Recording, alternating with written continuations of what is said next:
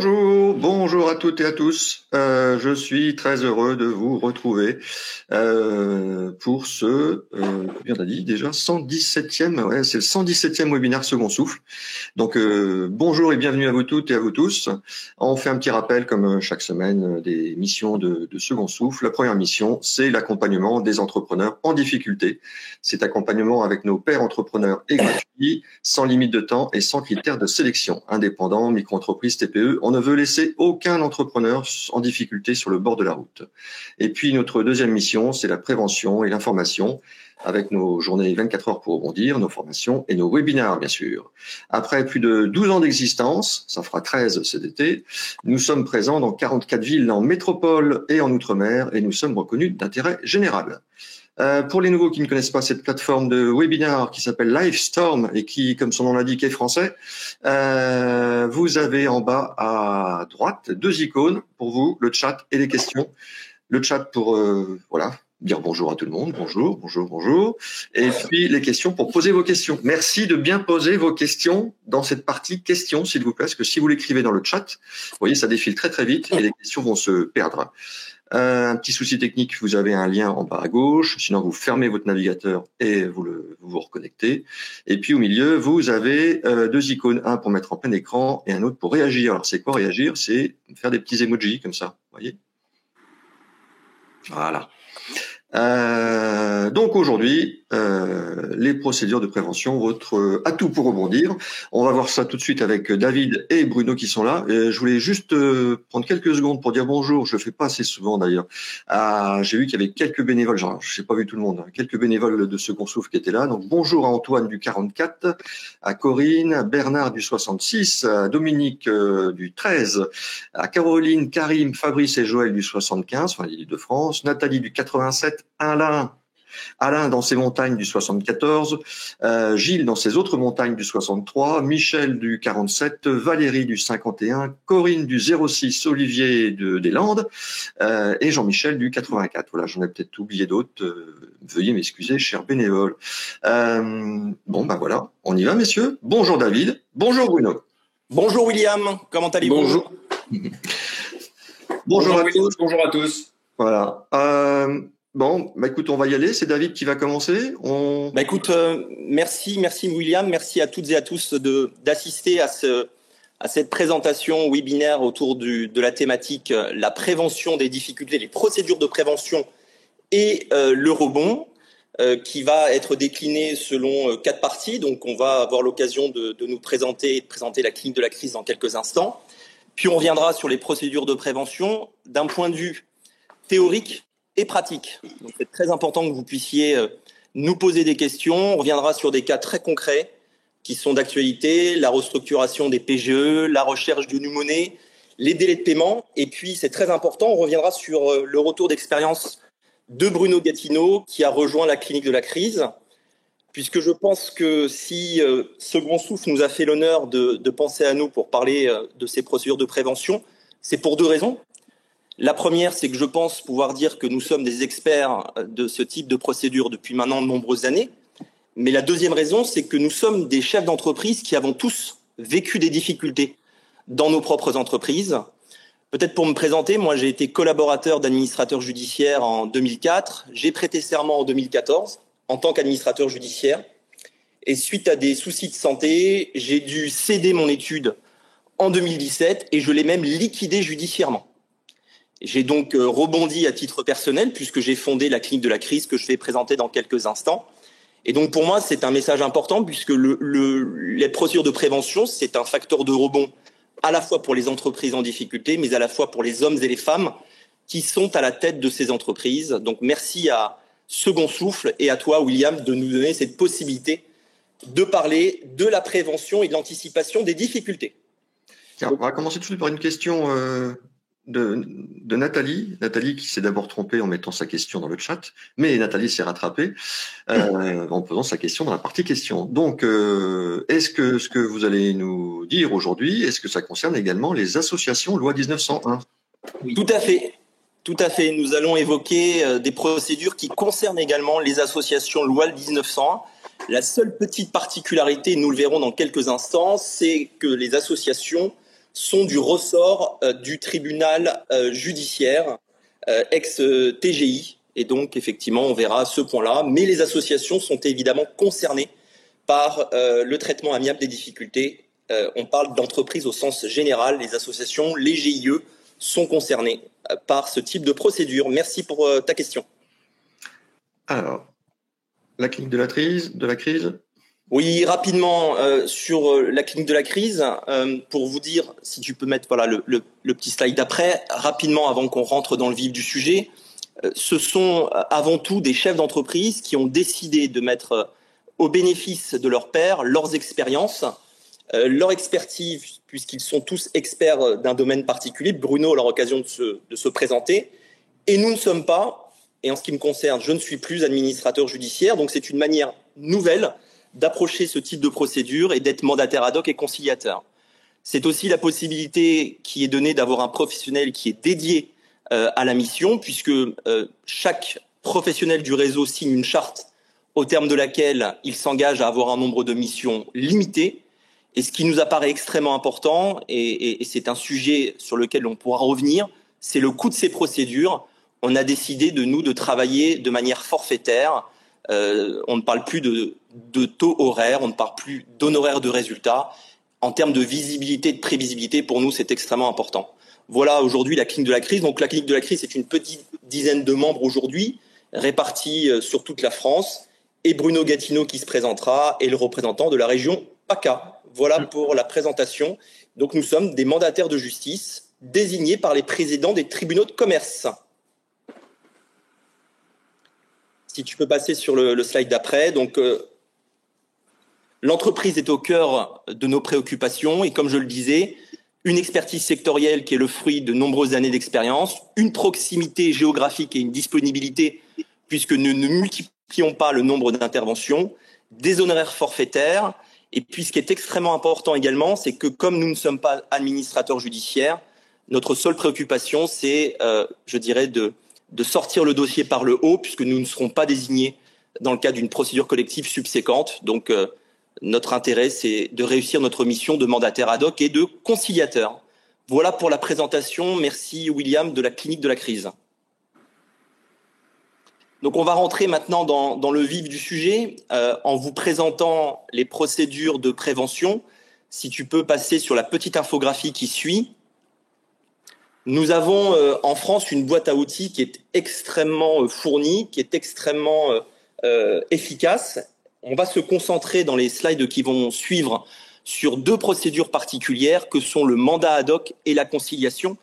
Mais il était important pour moi à ce stade de vous présenter l'ensemble des procédures, puisque aujourd'hui nos procédures sont réparties de deux manières. Les procédures amiables, confidentielles, on va y revenir dans quelques instants, et les procédures collectives, que sont la sauvegarde, le redressement judiciaire et la liquidation. Cette petite infographie, vous l'aurez, puisque je crois savoir, William, que la présentation sera disponible pour l'ensemble des intervenants au format PDF. Et on va revenir dans un instant, c'est le slide qui suit, sur une notion qui est extrêmement importante, qui est la notion de cessation des paiements. Qu'est-ce que cette fameuse notion de cessation des paiements? Donc tu peux aller sur le slide qui suit. Vous aimez les webinaires Second Souffle? Alors abonnez-vous à la chaîne YouTube Second Souffle.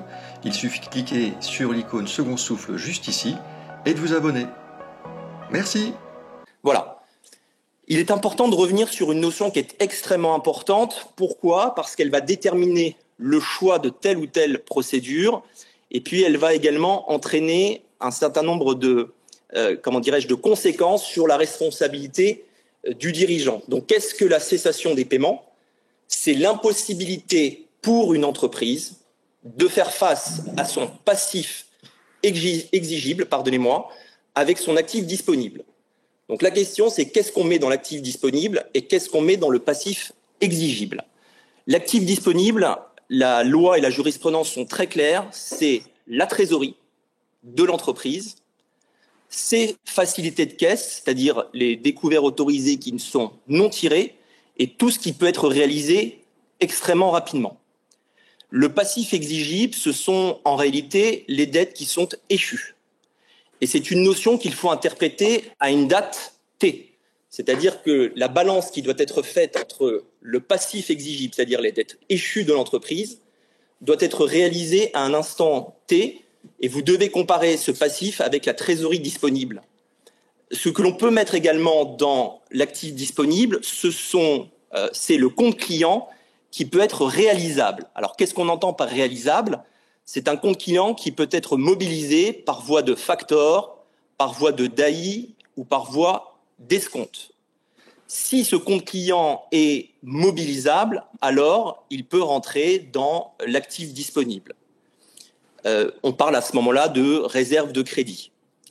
Le passif échu, c'est un passif qui est arrivé à échéance et à partir du moment où le fournisseur, le créancier, accepte de consentir à un moratoire ou des délais de paiement, à ce moment-là, ce passif devient un passif à échoir qui ne rentre pas dans la notion de passif exigible.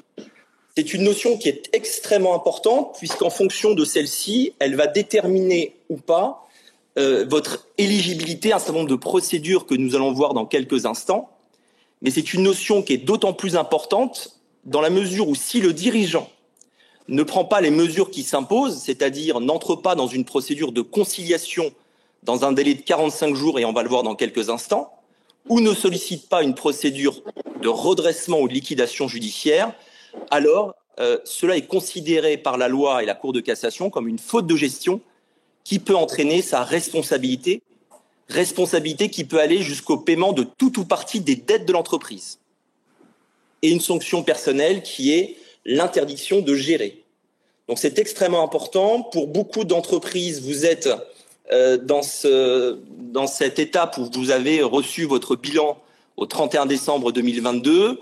Vous avez certainement une réunion qui est prévue, une réunion de bilan avec votre expert comptable. Il est très très important effectivement que vous soyez bien au fait de cette notion. Je ne sais pas si Bruno, tu veux rajouter quelque chose sur l'importance de cette notion de cessation des paiements qui est au cœur de l'ensemble de nos procédures. Mais on y reviendra puisque tout à l'heure je ferai un peu le tour des signaux qui pourraient être avant-coureurs d'une situation de difficulté à prendre en compte dans le cadre des mandats ad hoc ou des conciliations, et on abordera un petit peu ce point-là. Mais c'est effectivement un point central et de manière opérationnelle, il y a des choses à prendre en compte. Oui. On y reviendra tout à l'heure. Ouais. Il y a une très bonne question, si tu me le permets, William. Oui, justement. Oui, il y a deux questions. Il y a deux questions. Il y a la question de Patrick, qui l'a écrit dans le chat. Patrick, merci de la prochaine fois de l'écrire dans la partie questions. Le moratoire ou les délais doivent être accordés par écrit? Pour l'interrogation. Oui, tout à fait. Toujours. Vous devez apporter la preuve de ce que votre créancier vous a accordé des délais de paiement. Alors, la forme de l'écrit importe peu. Il peut s'agir d'un email, il peut s'agir d'un courrier, mais effectivement, un simple engagement oral ne suffit pas. La preuve écrite est extrêmement importante. Et on a beaucoup de sujets avec Bruno, quand tu reviendras sur tes cas pratiques, où justement, pour pouvoir rentrer dans des procédures amiables, il faut pouvoir démontrer, on va le voir dans quelques instants, que la société n'est pas en cessation des paiements ou qu'elle l'est depuis moins de 45 jours. Et on va de manière chirurgicale, avec quelques créanciers fournisseurs la plupart du temps, obtenir des délais de paiement pour faire sortir ce passif échu du passif exigible. Et on va discuter avec les créanciers et on va obtenir des écrits. Il y a deux types d'écrits qui sont envisageables. Le premier, c'est un report d'exigibilité. En d'autres termes, vous avez une dette qui est échue au 24 mars. Votre créancier accepte de reporter l'échéance au 24 avril prochain. À ce moment-là, le passif n'est plus exigible, il est à échoir. Ou tout simplement, vous obtenez des délais de paiement et votre créancier vous dit « tu me paieras ma facture en 3, 4, 5, 6 échéances ». À partir du moment où il y a un écrit, ce passif n'est plus exigible, vous avez donc des moratoires. Bien. Bon. Une question aussi importante peut-être de Jean-Pascal sur le stock. Ouais. Alors, peut-on également mettre le stock dans l'actif disponible dans la mesure où il peut être réalisable à CT? Alors ça, c'était à court terme. Court terme. Alors j'ai un de mes amis avocats dont je vais donner le nom, qui s'appelle Nassim, qui a fait une conférence hier avec les experts comptables, qui a une vision très rigoriste. Et il a raison d'avoir une vision rigoriste, puisque la Cour de cassation vient nous dire que le stock n'est pas un actif disponible en tant que tel. Néanmoins, et ça c'est très important pour ceux et celles qui nous écoutent, il faut savoir que la justice commerciale est rendue par des chefs d'entreprise ou des cadres dirigeants qui ont une vision bienveillante des procédures amiables notamment.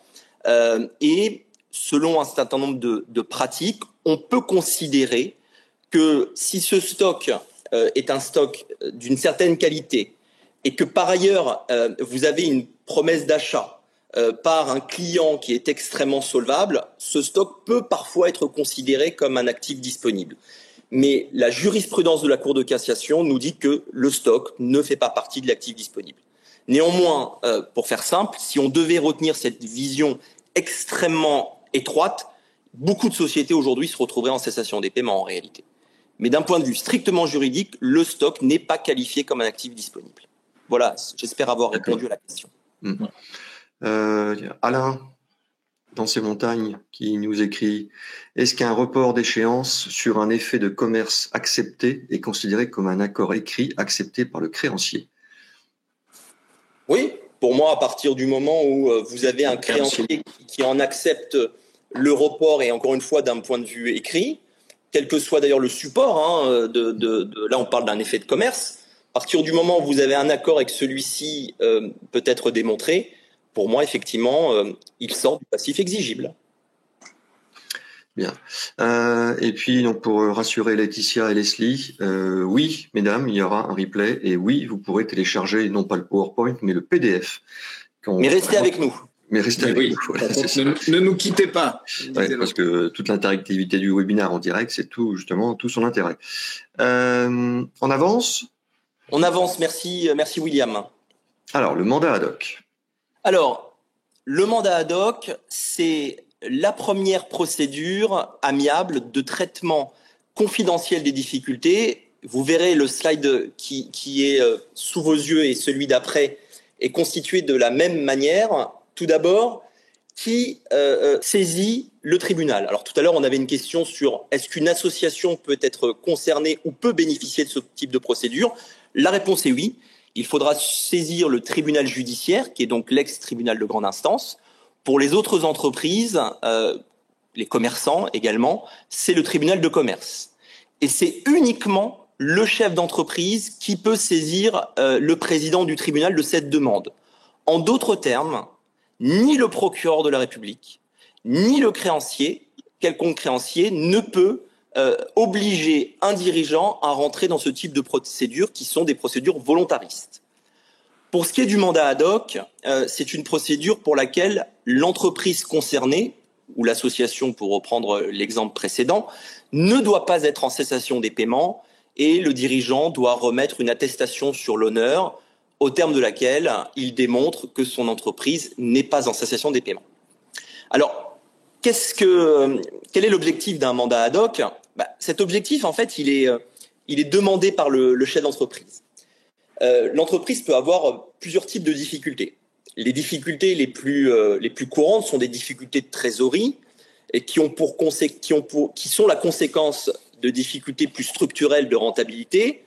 Et à ce moment-là, l'entreprise va vouloir discuter avec ses créanciers pour obtenir des délais de paiement, restructurer son prêt. On le verra sur les PGE, c'est un des cas pratiques que nous allons traiter. C'est un sujet que nous côtoyons beaucoup en ce moment. Mais vous pouvez aussi avoir un conflit d'associés. Vous êtes en litige avec votre associé, il y a un blocage dans la gestion de l'entreprise. Vous avez besoin d'un tiers de confiance désigné par le président du tribunal de grande instance ou le tribunal de commerce, et celui-ci va rendre une ordonnance. Et c'est pour ça que je disais tout à l'heure que nous sommes des mandataires de justice, puisque nous sommes mandatés par la juridiction, pour réaliser une mission qui est déterminée. Et d'ailleurs, le terme ad hoc vient du latin, pour dire pour ce faire. Donc le mandataire ad hoc va avoir une mission déterminée par l'ordonnance. La durée de cette mission varie en fonction, je dirais, de l'objectif qui est à atteindre. Ce n'est pas limité dans le temps, dans le sens où la loi ne dit pas que la durée est déterminée. C'est le juge qui détermine cette durée. La pratique veut que ce soit 3 mois, renouvelable autant que nécessaire, mais toujours avec en ligne de mire que l'entreprise ne doit pas être en cessation des paiements. Qui est désigné mandataire ad hoc? Dans la plupart des cas, en tout cas d'un point de vue historique, régulièrement, ce sont les administrateurs judiciaires et les mandataires judiciaires. Et depuis maintenant quelques années, vous l'avez compris, d'autres professionnels, et on y reviendra lorsque Bruno vous présentera son parcours. Mais la loi ne dit pas qu'il s'agit nécessairement d'une profession réglementée. En d'autres termes, le chef d'entreprise peut choisir le nom de la personne qu'il veut pouvoir voir à ses côtés pour l'aider dans ses difficultés. La rémunération est déterminée dans le cadre d'une convention d'honoraires qui doit être annexée à la requête présentée au président de la juridiction. Et à la fin de la mission, le juge déterminera, ou en tout cas validera ces honoraires. Donc vous avez un double contrôle, un contrôle à l'origine, puisque c'est encore une fois une convention d'honoraires jointe à la demande initiale, et un contrôle en fin de mission pour éviter les abus et vérifier que la convention de départ est bien respectée. Donc tout ça est extrêmement encadré. Et puis un dernier point qui est commun aux procédures de traitement amiable des difficultés, c'est la confidentialité. Il n'est fait mention nulle part, ni sur le CABIS, ni au BODAC, que l'entreprise est en mandat ad hoc. Et c'est ce qui fait la force de ce type de procédure. La force de ce type de procédure, c'est qu'elle reste encadrée par une confidentialité qui lie l'ensemble des parties aux négociations. Et voilà, ça c'est très important et on aura l'occasion de le rappeler un petit peu plus tard dans le cadre d'exemples extrêmement précis. Voilà pour le mandat ad hoc. Ce qui peut peut-être permettre de répondre à la question qu'a posée Alain, là, qui disait le mandat ad hoc entraîne-t-il une dégradation de la cotation Banque de France? Par définition, le mandat ad hoc en tant que tel, non, puisque justement il y a une confidentialité de la procédure et des dispositions et qu'il n'y aura jamais de publication relative à tout ça. Donc non, la réponse est non. Oui, complètement. Le mandat ad hoc n'apparaissant nulle part, il n'y a pas de raison qu'il y ait automatiquement une dégradation de la note. En revanche, on va le voir dans le cadre de l'exemple sur la restructuration des PGE, voilà. C'est parce que il pourrait y avoir, ou il y a un défaut dans le règlement d'échéance bancaire, que le prêt concerné est qualifié de prêt en défaut, de prêt sous-performant, qui entraîne derrière, je dirais, une information de la banque, l'établissement de crédit en l'occurrence, à la Banque de France, qui entraîne potentiellement une dégradation de la cotation. Je rappelle néanmoins que la cotation ne concerne que les sociétés dont le chiffre d'affaires, sauf erreur de ma part, est inférieur à 750 000 euros hors taxe. Donc toutes les entreprises ne sont pas concernées par une cotation Banque de France. Voilà. J'espère qu'on a répondu à cette question très intéressante et importante. Oui. Pour répondre aussi rapidement à Leslie, qui pose quand on est indépendant, quel tribunal doit-on saisir? Tribunal judiciaire. Les professions libérales sont encore du ressort des tribunaux judiciaires. Pourquoi je dis encore? Parce qu'il est prévu dans le cadre de, je dirais, d'une énième réforme sur la matière des entreprises en difficulté, que cette compétence soit rattachée aux tribunaux de commerce dans le cadre d'une nouvelle famille qui serait les tribunaux des affaires économiques. Bon, c'est dans les cartons. Je pense que ça peut faire du sens, effectivement, que ce soit rapatrié sur une seule juridiction. Mais pour l'instant, c'est du ressort du tribunal judiciaire pour les professions libérales. Alors, juste une petite précision peut-être. Si vous exercez une profession libérale sur un statut et en utilisant le statut de la CELARL, qui est donc une société à responsabilité limitée au bout, là, vous atterrissez au tribunal de commerce. Alors, je ne suis pas totalement d'accord avec toi et ce n'est pas la première fois qu'on n'est pas d'accord. C'est bien, mais c'est des expériences vécues, donc voilà. Alors, sans noyer nos auditeurs, il y a la théorie et la pratique. La théorie, c'est que quelle que soit la forme sociétale de l'exercice de la profession, c'est l'activité en tant que telle qui va déterminer la compétence juridictionnelle. Donc, encore une fois, sauf à ce qu'on m'apporte la contradiction, et tu l'as fait, mais je suis assez sûr de moi, c'est pas la forme de la société, mais l'activité en tant que telle. Néanmoins, là où Bruno a raison, j'ai déjà vu des tribunaux de commerce, effectivement, prendre ce type d'activité. Bon, mais c'est à la marge. En revanche, si vous devez respecter, je dirais, la lettre du texte, c'est bien le tribunal judiciaire. Bien. Alors, on passe à la conciliation.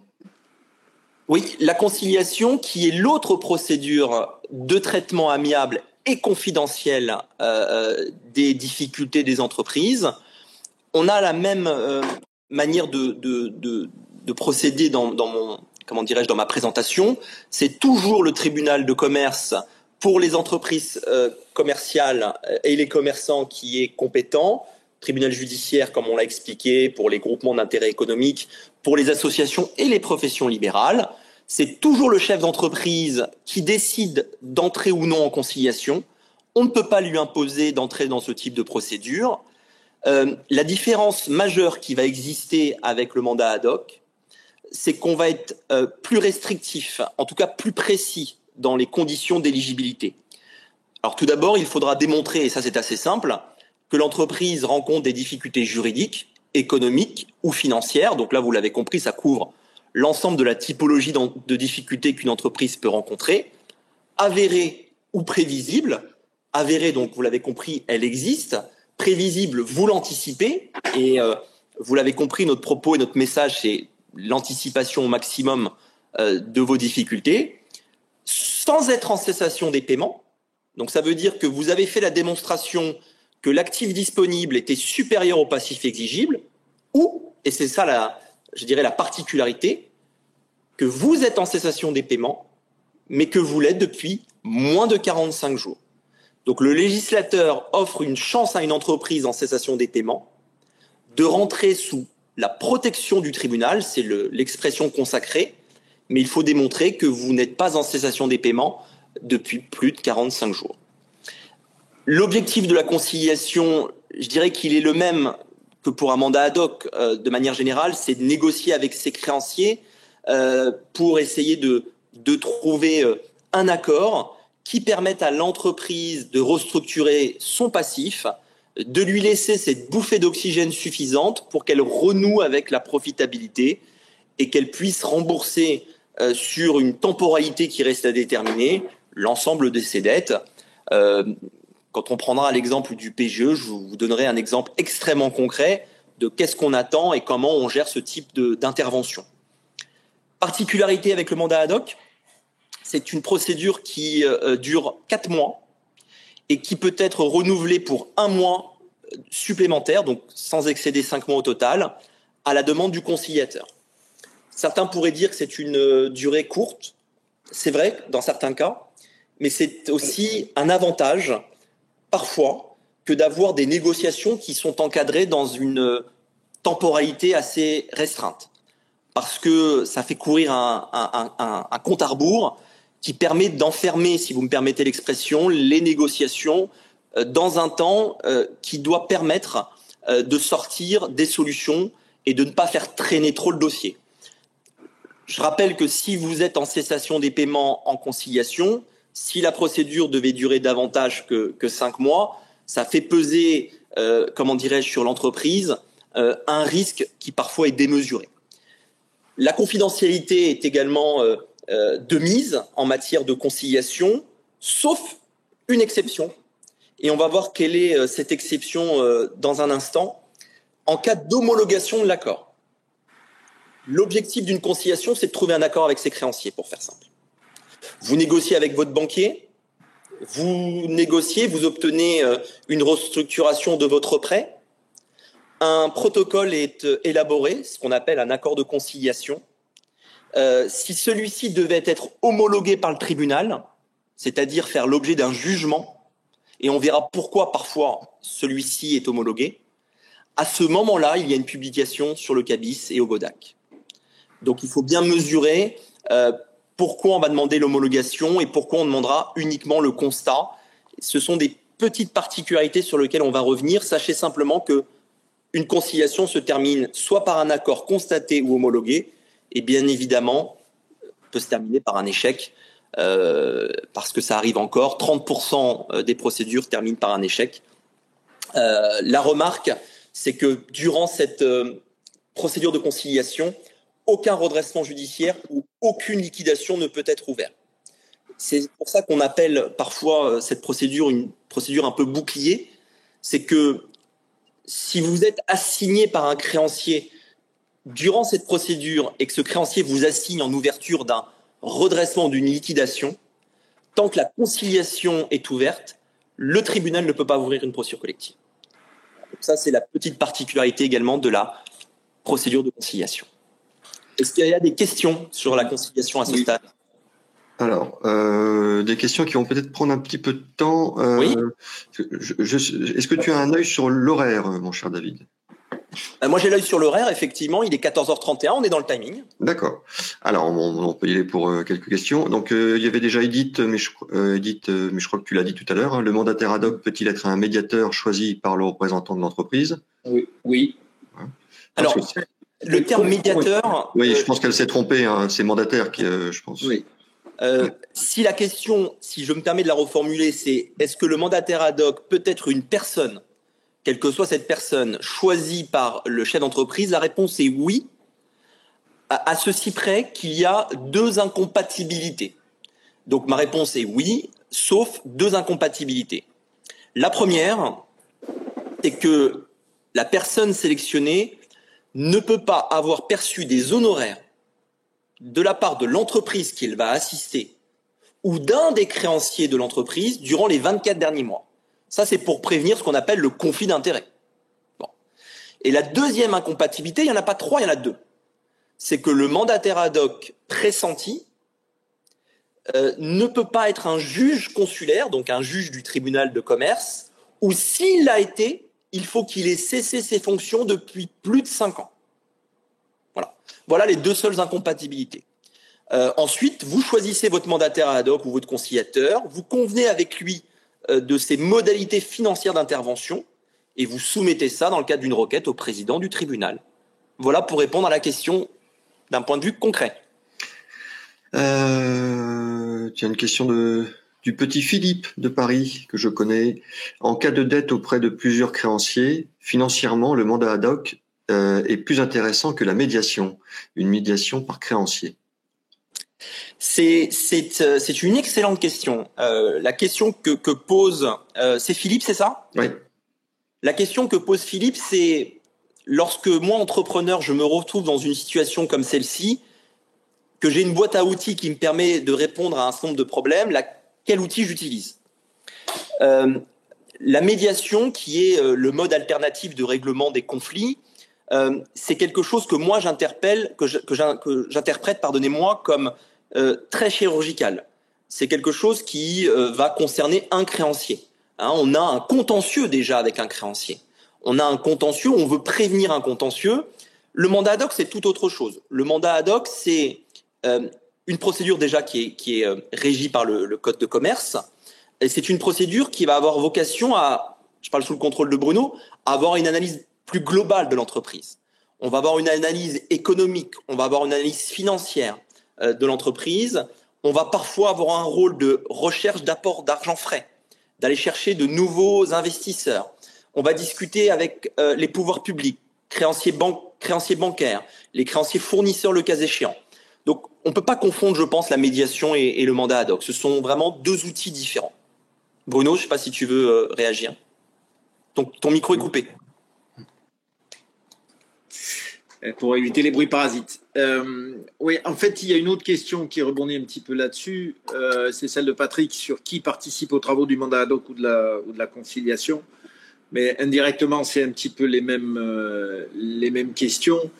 Ce qui est intéressant dans ces 2 types de procédures, c'est que vous remettez entre les mains d'une même compétence et de quelqu'un qui vous accompagne, effectivement, une gestion globale de la situation et la prise en compte des intérêts des différents créanciers, alors que vous allez vous-même choisir d'appeler à la conciliation. C'est-à-dire que ce n'est pas parce qu'on ouvre un mandat ad hoc ou une conciliation qu'on va forcément se retrouver à discuter avec le banquier, le fournisseur, l'actionnaire, ou bien l'URSSAF et les organismes sociaux et fiscaux. On ne discutera et on établira un contact par le biais du mandataire ad hoc ou du conciliateur que pour ceux que l'on souhaite appeler à la discussion et ceux avec qui on a envie de trouver un terrain d'entente parce que la situation le nécessite. Et effectivement, il y a une forme de gain et en tout cas de cohérence à mettre toute cette discussion entre les mains d'une seule et même partie, parce qu'on va assurer aussi quelque chose qui est la mission du conciliateur et du mandataire ad hoc, c'est que s'il y a des efforts à faire par les créanciers pour accompagner le retournement de l'entreprise et lui permettre de poursuivre sa vie normalement, on va veiller à un juste équilibre entre cela.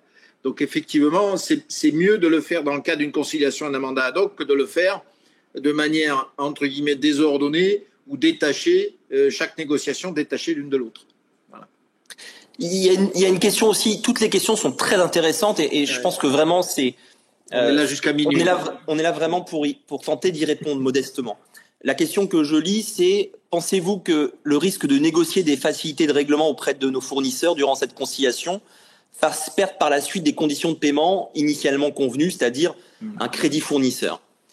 Je ne vais pas vous mentir, la réponse est dans la plupart du temps oui. Pourquoi? Parce qu'à partir du moment où vous rentrez dans une procédure de conciliation, c'est que vous avez des difficultés financières qui sont, alors vous l'avez compris, avérées ou prévisibles, mais suffisamment sérieuses pour vous obliger à vous placer sous la protection du tribunal. Certes, ce n'est pas une procédure collective, donc les chances de succès de ce type de procédure sont relativement élevées. Mais pour un fournisseur que vous faites rentrer dans la confidentialité des négociations, c'est très anxiogène. Donc vous pouvez, et ça c'est la pratique, hein, c'est l'expérience qui vous parle, c'est en deux temps. Le premier temps, vous allez tenter de négocier des délais de paiement avec ce fournisseur à qui vous devez de l'argent déjà. Donc clairement, si la négociation réussit, le fournisseur qui aura accepté de vous consentir des délais de paiement sera prudent pour la suite de vos affaires. Donc, est-ce qu'il va vous laisser le même crédit fournisseur qu'il vous laissait préalablement? Je ne pense pas. Certains vous diront qu'ils vous demanderont un paiement au cul du camion. En revanche, si les délais de paiement sont respectés, si le flot du business est suffisamment important pour que la confiance renaisse, c'est-à-dire que vous payez vos échéanciers, vous payez vos échéances courantes, le crédit fournisseur pourra revenir, mais le crédit, c'est la confiance. Donc, il est extrêmement fréquent que quand on négocie avec un fournisseur, le crédit fournisseur existant disparaisse. C'est pour ça qu'on choisit avec beaucoup de précaution les fournisseurs avec qui nous allons discuter. Et qu'il nous arrive très fréquemment de distinguer les fournisseurs dits stratégiques des fournisseurs moins stratégiques pour le business et de tout simplement conseiller le dirigeant. En d'autres termes, on dit au dirigeant, c'est pas moi, conciliateur, qui vais discuter directement avec votre créancier. On va vous donner les éléments de langage, on va vous dire comment vous allez procéder, on va vous coacher en d'autres termes, et c'est vous qui allez négocier avec le fournisseur. Et le fournisseur ne saura jamais que vous êtes en conciliation. Voilà pour vous donner un petit peu mon sentiment sur la manière d'appréhender les négociations avec les fournisseurs. Bien. On avance voilà. On avance. Donc ça, c'était effectivement la conciliation. Un petit slide de synthèse sur les avantages et les avantages du mandat ad hoc et de la conciliation. Je l'ai dit, donc je ne vais pas revenir. Synthèse, confidentialité de la procédure, l'équipe dirigeante qui n'est pas dessaisie de ses fonctions, c'est très important. Le chef d'entreprise qui rentre en mandat ad hoc, en conciliation, garde la pleine maîtrise de son entreprise. À telle enseigne qu'il peut à tout moment mettre fin à la procédure. À tout moment, il peut solliciter du président du tribunal qu'il mette fin à la mission du mandataire ad hoc ou du conciliateur. Ça démontre bien qu'il garde la pleine mesure de ses prérogatives. Alors évidemment, s'il demande à mettre fin à la procédure et qu'il est toujours en cessation des paiements, il faudra que derrière, il sollicite certainement une procédure collective. Mais c'est quand même lui le patron. On va le voir dans un cas pratique. On peut de manière exceptionnelle imposer aux créanciers des délais de paiement. Ça, c'est un avantage extrêmement utile de la conciliation. La conciliation. On vous fera un petit cas pratique là-dessus. Et puis, pour les chefs d'entreprise, et Dieu sait qu'ils sont nombreux, qui sont cautions d'un certain nombre d'engagements, lorsqu'un protocole d'accord est conclu avec un créancier, la caution peut s'en prévaloir. Alors vous me direz fort heureusement, mais c'est encore mieux de le dire.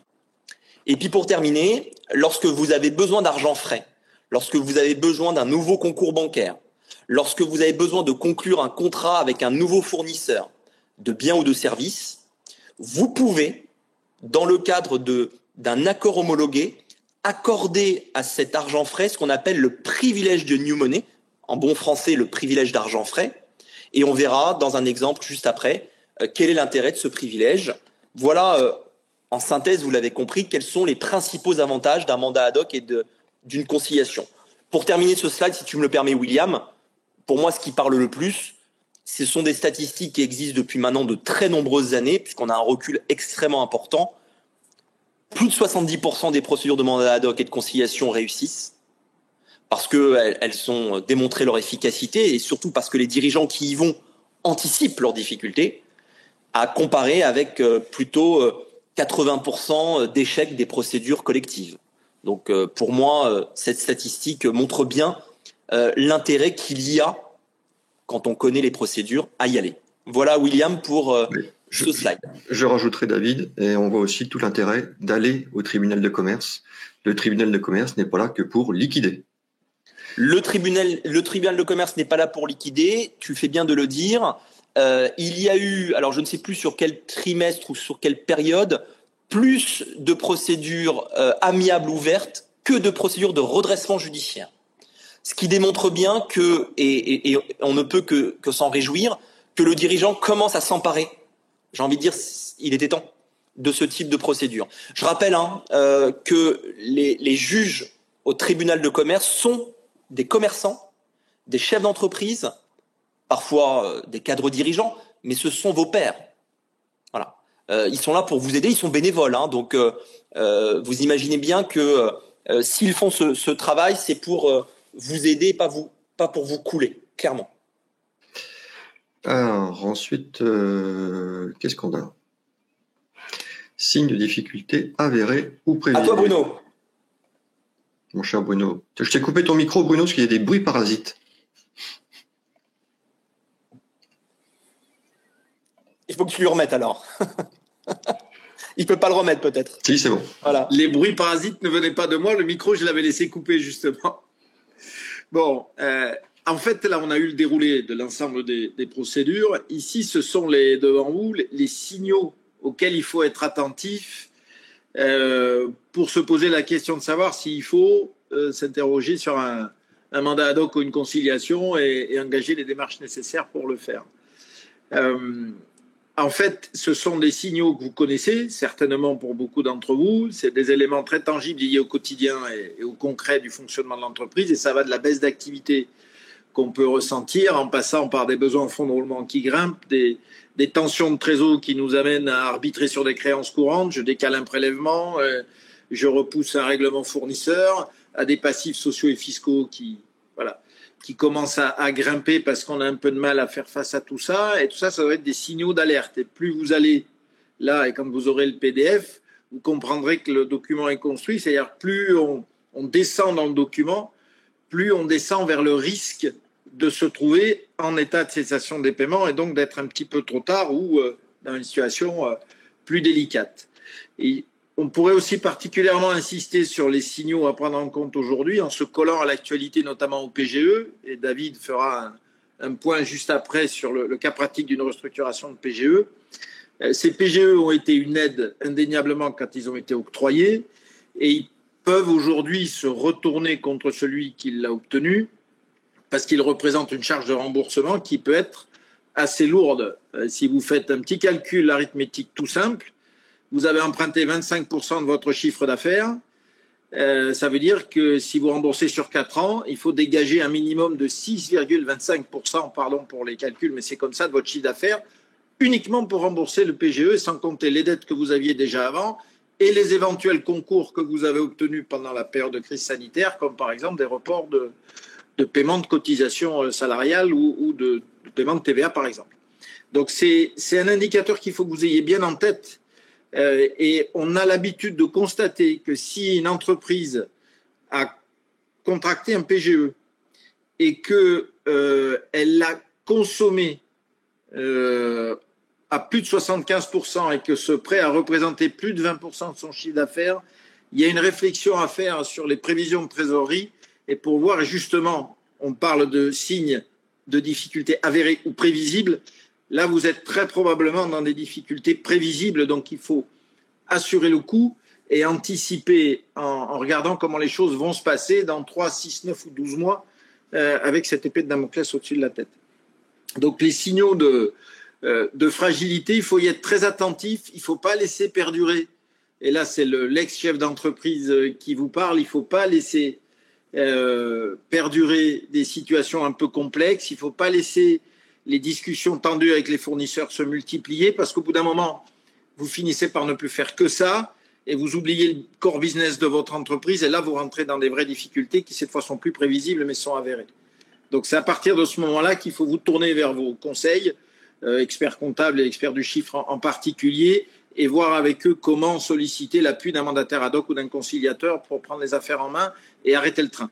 Voilà. Est-ce que, William, tu peux passer au point d'après, s'il te plaît?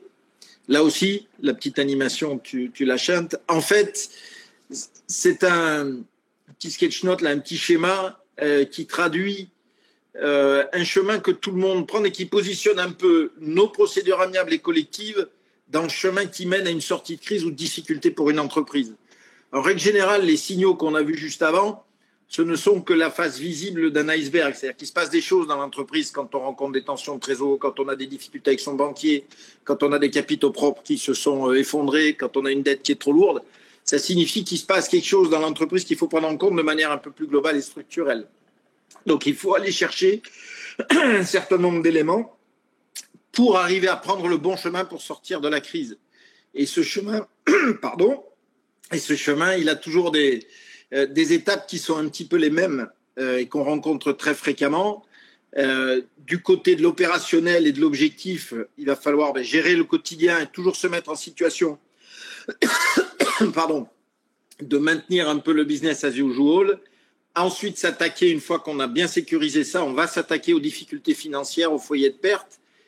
Et au besoin, on va avoir besoin effectivement d'une procédure amiable collective, on les oublie, puisqu'on est là pour les éviter justement, mais ça peut aussi être une solution quand il n'y en a pas d'autres. Donc c'est à ce moment-là, dans le chemin de sortie de crise, qu'arrive comme un point d'appui important une procédure amiable comme le mandat ad hoc ou la conciliation. Puis derrière, une fois que tout ça est stabilisé, votre business as usual continue, le train s'est arrêté, les discussions s'engagent et l'accord se formalise avec vos principaux créanciers, vous entamez une transformation partielle ou totale de votre business model, sachant que dans le même temps, un travail de fond a été fait souvent sur la psychologie du dirigeant, qui est de reconnaître et d'accepter qu'il y a des difficultés et que même si c'est dans notre ADN de se dire que demain on ira mieux et qu'on va avoir un nouveau marché et que les choses vont bien se passer, il faut reconnaître les choses telles qu'elles sont, éviter le déni, parce que celui-ci nous emmène souvent à vitesse grand V là où on ne veut pas aller, malheureusement. Il faut communiquer sur la situation de manière maîtrisée, être très transparent en interne sur les difficultés, ce qui ne veut pas dire, pour répondre à une question que je vois s'afficher, informer tout le monde qu'il y a par exemple une procédure amiable de mise en œuvre. Celle-ci reste confidentielle.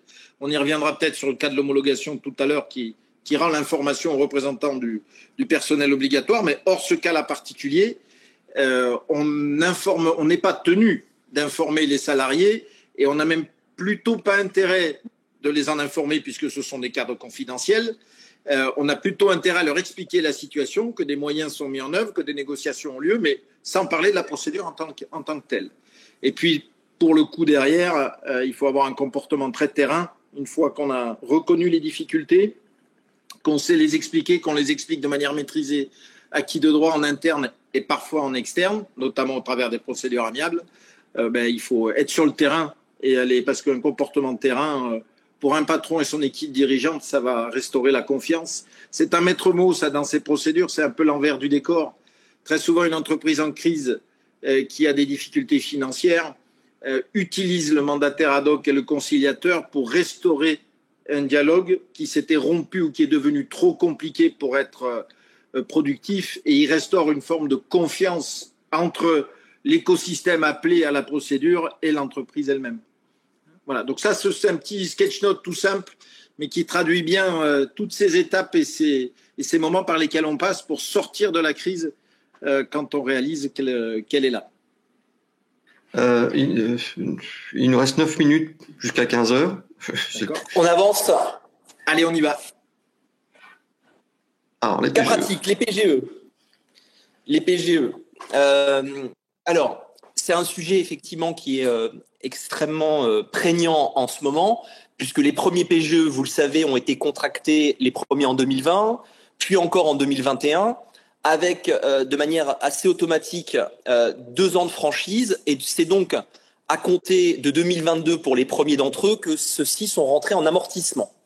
Et on voit bien par par plusieurs phénomènes conjugués sur lesquels on ne va pas revenir, qu'il devient extrêmement compliqué pour certaines entreprises. Les chiffres montent assez faiblement, on peut s'en réjouir, mais néanmoins, pour certaines d'entre elles, très compliqué d'amortir et de rembourser le PGE. Il y a depuis un accord de place de 2022 qui a été prorogé en 2023, un double mécanisme qui permet de restructurer ces PGE tout en permettant à la banque, et c'est ça le plus important pour elle en tout cas, de garder la garantie de l'État, parce que le PGE, ça veut dire prêt garanti par l'État. Pour aller à l'essentiel, pour les prêts inférieurs à 50 000 euros, le guichet qui permet de restructurer ces PGE, c'est la médiation du crédit, délocalisée au sein de chaque département, sous l'égide de la médiation nationale du crédit, et ça permet aux entreprises de négocier une restructuration du PGE qui peut permettre d'avoir un délai de franchise de 6 mois supplémentaires. Donc pendant 6 mois, vous ne payez pas les échéances en capital de votre PGE et d'amortir, d'allonger la durée du PGE jusqu'à 10 ans maximum. Pour les prêts supérieurs à 50 000 euros, la médiation du crédit est toujours compétente, mais il faut passer par ce qu'on appelle le conseiller départemental à la sortie de crise. Maintenant, il y a une chose qui est très efficace, c'est la conciliation. Pourquoi c'est très efficace? Parce que quand vous êtes en conciliation, vous pouvez restructurer tous les PGE, quel que soit le montant qui a été consenti à l'époque. Vous n'êtes pas limité par une franchise de 6 mois. Moi, je vais vous donner un exemple. Je viens de négocier un PGE d'1 million d'euros pour une entreprise. On a négocié plusieurs choses. À l'ouverture de la procédure qui a été ouverte le 15 janvier, j'ai demandé une suspension d'exigibilité des échéances à venir, ce que la banque a bien voulu nous donner, le temps de démontrer que l'entreprise était viable, le temps de démontrer qu'elle était rentable et le temps de bâtir un budget de trésorerie qui permettait de démontrer sur quelle durée il fallait restructurer ce PGE. On est revenu auprès de la banque fin février et on a demandé à la banque 12 mois de franchise supplémentaire et un amortissement sur 16 mois. Donc on a rallongé la durée du PGE de 16 mois supplémentaires, ce qui a été accepté par la banque. On a rédigé un protocole de conciliation et on l'a soumis au juge pour qu'il le constate. Ça veut dire quoi? C'est qu'on a demandé au juge de constater et de donner force exécutoire au protocole d'accord. Grâce à ça, la garantie de l'État est maintenue et l'entreprise, pendant les 12 prochains mois, n'aura à payer que la partie intérêt de ces échéances mensuelles. 2 choses qu'il faut retenir et sur lesquelles nous attirons votre attention. La première, c'est qu'à partir du moment où vous avez un défaut sur un remboursement et que vous restructurez ce PGE, il est qualifié de prêt sous-performant et donc de potentiellement défaut, ce qui peut entraîner une décote à la Banque de France. Ça, c'est un point qu'il ne faut pas négliger. Et la deuxième chose que l'on constate depuis maintenant quelques mois, c'est que les taux d'intérêt ont beaucoup augmenté. Les premiers PGE ont été consentis à des taux entre 0,6, 0,7, 0,8%. On est au-delà de 4% aujourd'hui. Ça veut dire que la banque va appliquer un taux de refinancement qui est le taux actuel. Si vous ne prenez pas en considération ce nouveau taux dans vos hypothèses de plan de financement, vous pouvez passer à côté effectivement d'un coût qui est loin d'être négligeable. Bon, néanmoins, vous l'avez compris, à un moment donné, c'est un outil qui est extrêmement efficace et qui permet à beaucoup d'entreprises de rebondir le temps d'y voir un peu plus clair sur les prochains mois. Voilà rapidement, William, la restructuration des PGE en médiation du crédit ou en conciliation.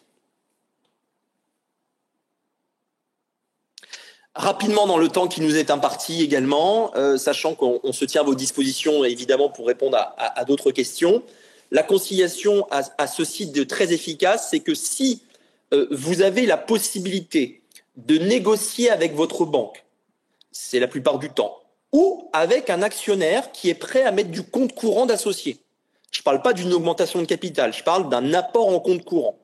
Si celui-ci vous dit « je suis prêt, moi banque ou moi actionnaire, à mettre de l'argent dans l'entreprise, mais je veux une garantie », et que vous, en tant que dirigeant, soit vous êtes déjà caution, soit vous n'avez pas du tout envie de l'être, ce qui est totalement légitime. D'ailleurs, j'encourage beaucoup de dirigeants en ces périodes de conciliation à ne pas du tout se porter garant, évidemment.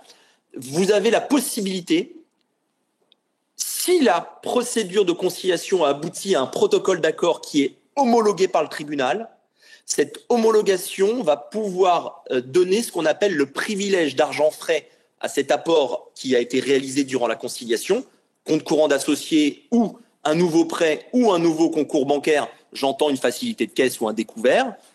Cet argent sera privilégié par rapport à tous les autres, sauf ce qu'on appelle le super privilège des salaires, s'il devait y avoir une liquidation judiciaire ultérieure, pour faire simple. Ça veut dire que vous donnez une garantie légale à un créancier nouveau, ou en tout cas quelqu'un qui apporte de l'argent frais durant cette procédure. Et donc, vous l'avez compris, c'est une manière d'encourager l'accès au crédit. Voilà ce que permet la conciliation lorsque le protocole est homologué. La négociation fournisseur. Bruno ? Ton micro est coupé, Bruno ? Le micro, voilà. Alors, effectivement, et je vais essayer d'aller très vite là, c'est un cas un peu particulier. Vous pouvez rencontrer dans le cadre d'une conciliation des difficultés avec l'un des créanciers. Il faut raisonner comme ça. On ne peut pas appliquer ce qui va suivre à l'ensemble des créanciers avec qui on discute. Sinon, ça veut dire que ça serait trop facile et que le problème est différent. Mais pour comprendre de quoi il s'agit, vous êtes dans le cadre d'une conciliation avec banquiers, fournisseurs et puis URSSAF par exemple. Les banquiers, les fournisseurs, les choses se passent bien, ou les banquiers et l'URSSAF, les choses se passent bien. Vous avez un de vos fournisseurs qui est rétif à jouer le jeu de la conciliation. L'accord pourrait se conclure, mais celui-ci l'empêche puisqu'il ne vient pas à l'accord et du coup tout le plan est remis en question. À partir de là, la conciliation, code de commerce et code civil associé vous donnent deux leviers complémentaires qui, en passant par le juge, peuvent vous permettre de contraindre un créancier rétif à jouer le jeu, soit de vous demander, pendant la conciliation, sur une créance qui n'est pas encore échue, mais à échoir, vous demandez à ce moment-là un coup de main au juge pour obtenir une suspension d'exigibilité ou des délais de paiement de grâce pendant la période de la conciliation. Ça, c'est la première chose sur une créance à échoir. Soit vous attendez que la créance soit échue ou vous traitez le problème d'une créance échue.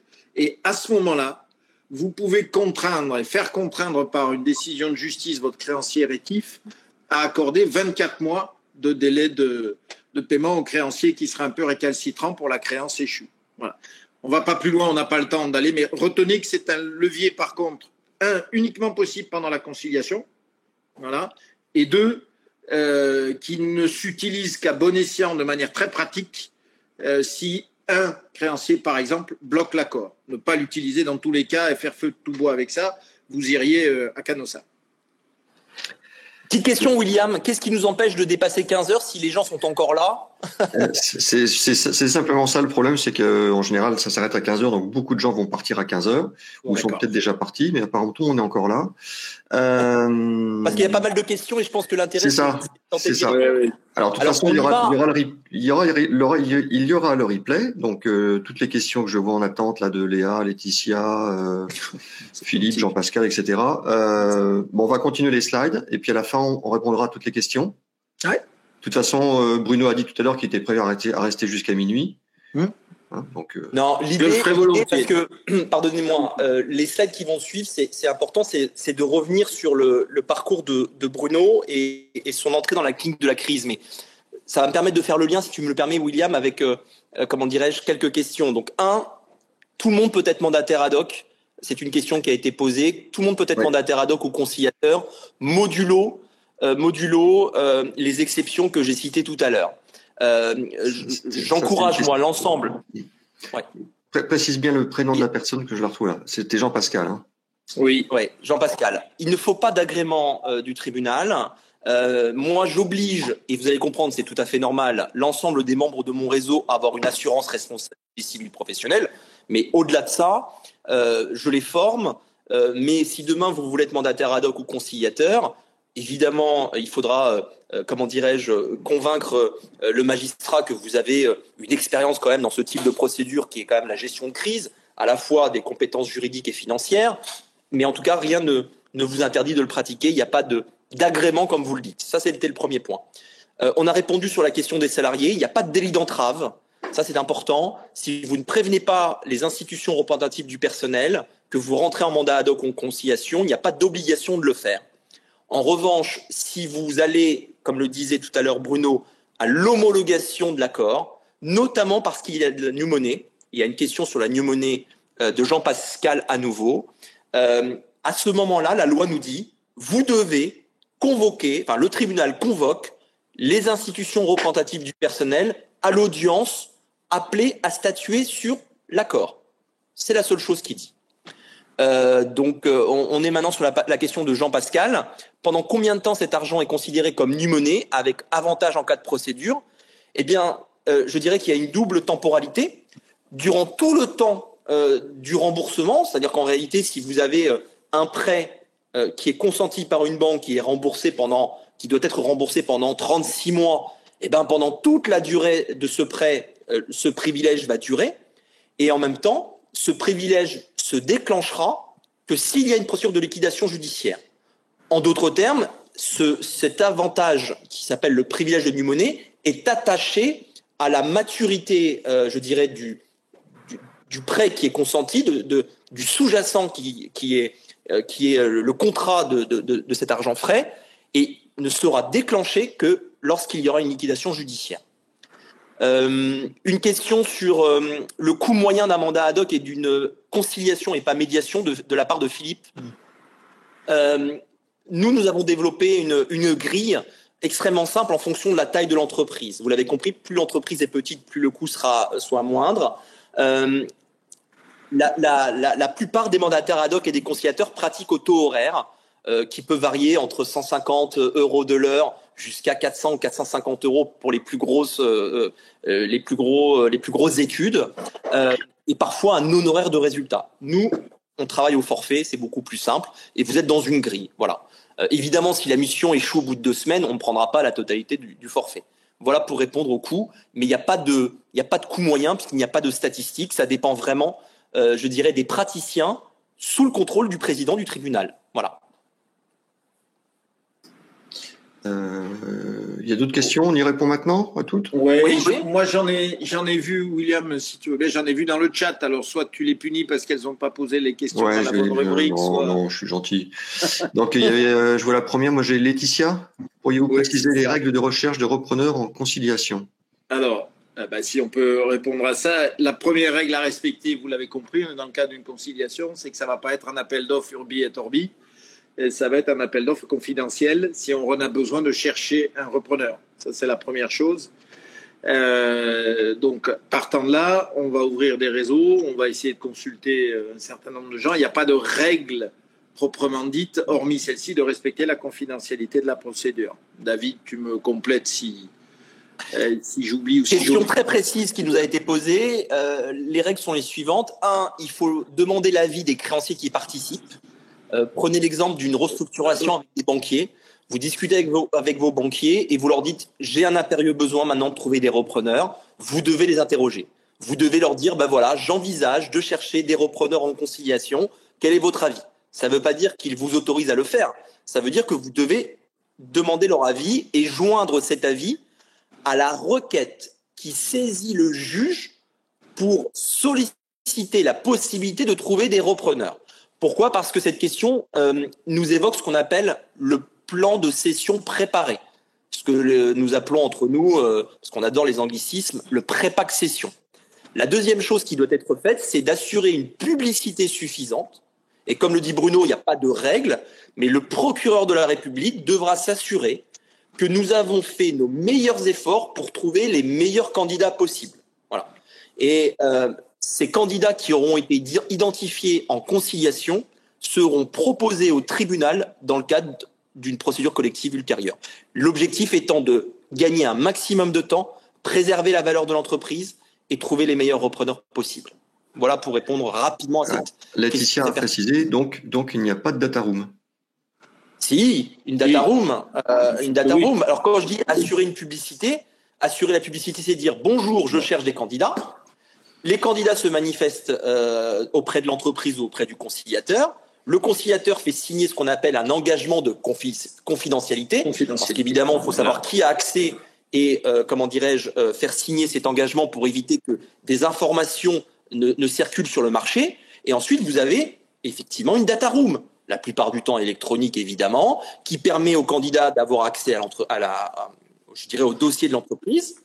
Puis vous avez le temps du dépôt de l'offre, de l'examen des offres par l'entreprise, ses conseils et le conciliateur, le temps de l'amélioration des offres et le temps de la soumission des meilleures offres possibles au tribunal qui va choisir. Voilà. Bien. Bon, Laetitia vous remercie. Et puis je voulais préciser aussi, ne faites pas attention aux messages semi-rigolos de Xavier et de Franck, qui sont les petits rigolos qui sont souvent là. Et donc par moment vous me voyez tout rire parce que je suis en train de les lire, voilà, leurs bêtises. Il y avait une autre question après Laetitia, il y avait Léa. Pourriez-vous aussi rappeler rapidement comment calculer le coût d'une conciliation ? Comment calculer le coût Oui, c'est simple. C'est une négociation. Le coût d'une conciliation, c'est une négociation. Comme les procédures sont amiables, dans amiable, ça veut dire que vous choisissez, vous discutez, et ben vous faites la même chose avec le mandataire ad hoc et le conciliateur pressenti. En d'autres termes, et voilà comment ça se passe, c'est l'envers du décor, c'est assez simple. Vous allez voir un tel, vous lui dites voilà, ma problématique est la suivante. Combien me facturerez-vous pour intervenir à mes côtés ? Si vous n'êtes pas content sur la proposition qui vous est faite, vous allez voir quelqu'un d'autre, vous comparez les deux, vous choisissez celle qui vous convient le mieux et vous signez une convention d'honoraires que vous soumettez au président du tribunal. C'est aussi simple que cela. Une petite précision à donner sur le coût, une fois qu'il est déterminé, ce qu'impose la loi, c'est qu'il y a un maximum de défini. C'est pour ça que nous, on fonctionne avec ce montant forfaitaire. À supposer qu'on se mette d'accord avec une entreprise sur un coût de conciliation et sur les honoraires afférents, on va déterminer donc ce forfait. Et dans notre pratique, à nous, pour répondre aux exigences de la loi, il sera également notre maximum dès l'instant où les objectifs initialement fixés restent les mêmes pendant toute la durée de la conciliation. Très juste, Bruno. Merci de le rappeler. Il y a un maximum. Ça ne peut pas dépasser un maximum d'un commun accord. Voilà. Et celui-là, il est défini. Et le président, quand il reçoit, puisqu'en fait, très pratiquement, la requête d'ouverture d'une procédure de mandat ad hoc et de conciliation qui propose la désignation d'un conciliateur, d'un mandataire ad hoc au travers d'une convention d'honoraires acceptée par l'entreprise, arrive sur le bureau du président et il va tout de suite aller vérifier ce point-là avec d'autres. Il va tout de suite aller regarder si les règles relatives à l'acceptation du coût et du maximum bien écrit, bien clair pour tout le monde est déterminé. Donc c'est aussi une protection pour les entreprises, ça, de ne pas voir les coûts de procédure s'envoler avec cette règle du maximum. Les questions pleuvent, les amis. C'est une bonne chose. Je vois une question de Leslie qui demande y a-t-il un âge légal minimal pour bénéficier de ce type de procédure ? Absolument pas. Aucun. Vous pouvez avoir été créé il y a 15 jours. Oui. Vous pouvez bénéficier d'une procédure comme vous pouvez être une entreprise centenaire. Il n'y a pas d'âge minimal pour bénéficier de ce type de procédure.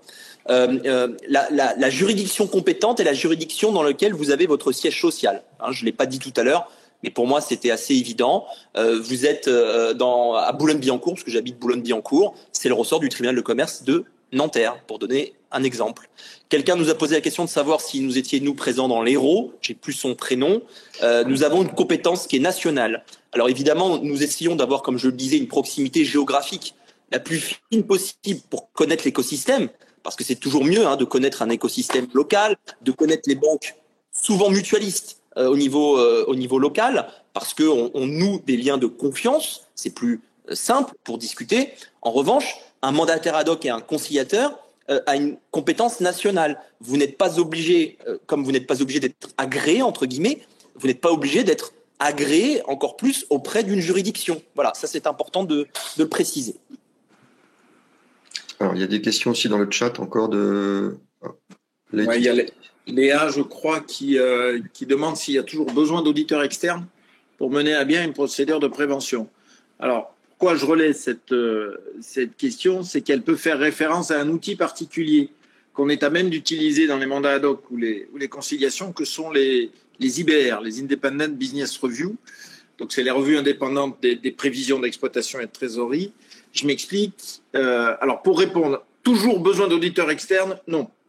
Voilà. Par contre, il peut y avoir des cas où, bien entendu, on peut avoir recours à des prestations hors le mandataire ad hoc et le conciliateur, et notamment celui où le plan est suffisamment complexe pour que les créanciers aient envie d'avoir un avis externe d'un tiers indépendant sur les prévisions qui lui sont montrées et qui lui sont présentées pour dire voilà, monsieur le créancier, mesdames et messieurs les créanciers, on vous propose d'étaler le remboursement et ce plan d'étalement là, parce que vous le voyez bien, compte tenu de nos prévisions, ça passe. Et si vous ne le faites pas, ça passe pas.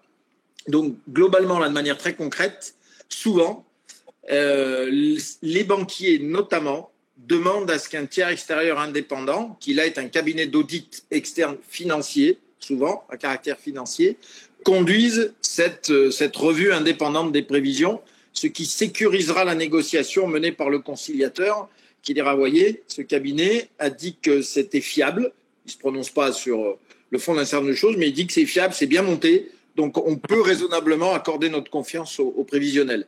Et c'est un point très important dans la négociation avec les créanciers, la négociation menée par le conciliateur en l'occurrence. Je vois, William, qu'on a beaucoup de spécialistes, ça fait plaisir, en tout cas des gens qui s'intéressent à ces procédures. Moi, j'ai un bâton de pèlerin. Moi, je plaide aussi en faveur de ce que les experts comptables des entreprises fassent ce type de travaux. Quand on dit IBR, Léa parle d'IBR, Laetitia dit que c'est très coûteux. IBR, ça veut dire Independence Business Review. Une revue indépendante du business plan. Pourquoi un expert comptable et celui de l'entreprise ne pourrait pas faire cela? Il a une déontologie. Évidemment, comment dirais-je, il est payé par l'entreprise, mais l'IBR est aussi payé par l'entreprise. Donc moi, je suis effectivement pour ce que, quand c'est possible, ce soit les experts comptables qui connaissent intimement leurs clients, qui ont la data, qui ont les informations, qui soient ceux qui réalisent ce type de documents. Ils sont formés pour, ils ont une déontologie qui leur permet d'être indépendants quand il le faut. Et moi, je plaide pour que ce soit la plupart du temps les experts comptables qui puissent faire cela. Après, au-delà de ça, il y a des spécialistes de ce type d'IBR qui font un travail de grande qualité, mais parfois, effectivement, c'est un peu coûteux. Bon, on n'entrera pas dans le débat que je vois sur le chat là, sur la pertinence de l'expert comptable et les difficultés. Souvent, s'il y a droit de rétention et que la mission n'est pas payée, c'est qu'on est au-delà de la conciliation et plutôt dans le cas d'un redressement judiciaire avec un passif gelé.